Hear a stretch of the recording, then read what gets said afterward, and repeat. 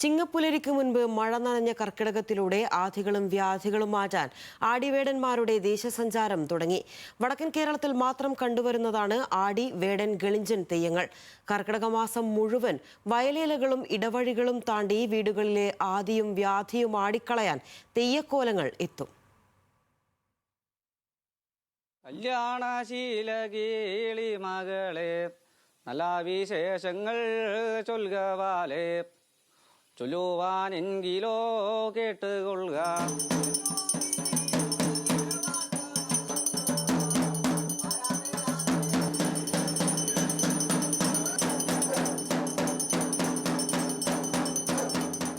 വടക്കൻ കേരളത്തിലെ ഗ്രാമവഴികളിൽ ആടിവേടന്മാരുടെയും ഗളിഞ്ചയുടെയും നാട്ടുസഞ്ചാരം തുടങ്ങി. ആദികളും വ്യാധികളും അകറ്റാനാണ് കർക്കിടക തെയ്യങ്ങൾ എന്ന് പൊതുവെ പറയുന്ന തെയ്യക്കോലങ്ങളുടെ വരവ്. ഒരു തെയ്യക്കാരനും വാദ്യക്കാരനും പാട്ടുകാരനുമാണ് ഉണ്ടാവുക. ഓരോ വീടുകളിലേക്കും തെയ്യക്കോലങ്ങൾ വീട് കയറി പാടിപ്പോകുന്നതോടെ ആണ്ടിലെ മുഴുവൻ ആദികളും വ്യാധികളും അകന്നു പോകുമെന്നാണ് വിശ്വാസം.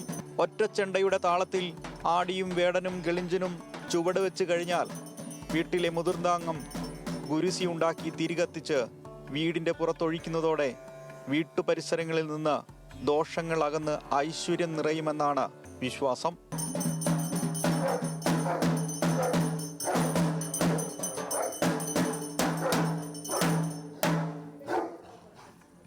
ആദിയും വ്യാധിയും അകറ്റാൻ വേണ്ടിയിട്ട് ഇപ്പോൾ കുഞ്ഞുങ്ങൾക്കും എല്ലാവർക്കും ആദിയും വ്യാധിയും വരും. അങ്ങനത്തെ കർക്കിടക മാസം വന്നമാസം എന്നാ പറയൽ. അപ്പോൾ ആദിയും വ്യാധിയും അകറ്റാൻ വേണ്ടിയിട്ടാണ് ഈ 3 തെയ്യം വരുന്നത്. അത് ഈ ഗുരുസി മരിക്കുന്നതിനോട് എല്ലാം ഇതാവും. ആടിത്തെയ്യം പാർവതിയായും വേടൻ ശിവനായും അർജുനൻ ഗളിഞ്ചനായുമാണ് ദേശസഞ്ചാരം നടത്തി വീടുകളിലെത്തുന്നത്. ആടിത്തെയ്യം വണ്ണാൻ സമുദായവും വേടൻ തെയ്യം മലയ സമുദായവും ഗളിഞ്ചൻ തെയ്യം നെൽക്കത്തായ സമുദായവുമാണ് കെട്ടിയാടുന്നത്. അപ്പം ഇതേപോലെ തന്നെ പണ്ടില്ല പോലെ തന്നെ ചെയ്ത് നമ്മളാൽ പറ്റുന്ന രീതിയിൽ പണ്ടില്ല പോലെ തന്നെ ചെയ്ത് വരുന്നുണ്ട്. അതിലൊന്നും മാറ്റങ്ങളൊന്നും വരുത്തിയിട്ടൊന്നുമില്ല. പിന്നെ ബാക്കിയുള്ളത് പിന്നെ അതുപോലെ തന്നെ സാധാരണ ഇല്ല പോലെ തന്നെ ചെയ്ത് കൊണ്ടുപോകുന്നുണ്ട്. ഇപ്പം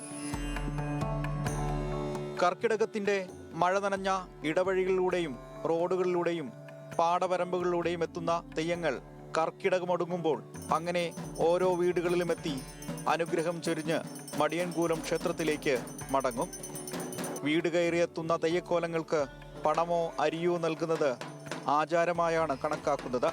നൂറ്റാണ്ടുകൾ കഴിഞ്ഞിട്ടും ആദിവ്യാധികളിൽ നിന്ന് ദേശത്തെ കാത്തുരക്ഷിക്കാൻ കർക്കിടകം കഴിയും വരെ ഓരോ നാട്ടുവഴികളും താണ്ടി കർക്കിടക തെയ്യങ്ങൾ നാടുചുറ്റും. ചൊല്ലേറും അർജുനനായ പാർത്ഥൻ ഉണ്ണീസൂതന്റെ താപസു കാൺമാൻ ചന്ദ്രകലാധരൻ പോയ കാലം.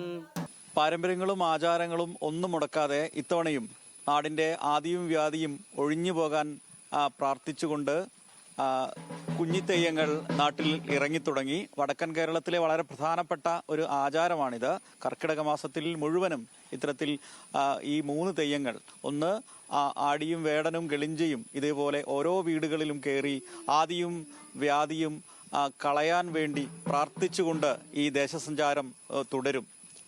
കാസർഗോഡ് മാവുങ്കാലിൽ നിന്നും രതീഷ് വാസുദേവൻ, ന്യൂസ് മലയാളം.